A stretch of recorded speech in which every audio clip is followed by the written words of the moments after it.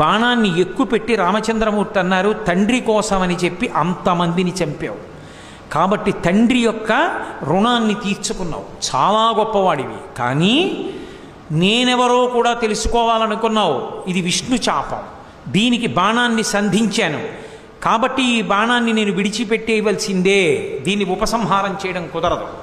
కాబట్టి ఇప్పుడు ఈ బాణం వేసి నువ్వు సంపాదించుకున్న అక్షయ లోకాల్ని పడగొట్టైనా, అక్షయ పుణ్యాల్ని పడగొట్టైనా, నీ గమన శక్తిని పడగొట్టైనా కాళ్ళ మీద బాణం వేస్తానిక నడవలేవు, రెండిటిలో ఏది కావాలో కోరుకో అన్నాడు.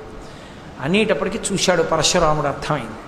కృష్ణ భగవానుడు అప్పుడు అగస్త్య మహర్షి ఆశ్రమంలో కృష్ణ మంత్రాన్ని ఉపదేశం పొందితే ఆవేశించి చెప్పాడు కదా, భవిష్యత్తులో విష్ణు చాపాన్ని ఎవరు పట్టుకుంటారో అప్పుడు నీ ఆవేశాలన్నీ తొలగిపోతాయి, పర్వతం మీద తపస్సు చేస్తావు ఇంకన్నాడు.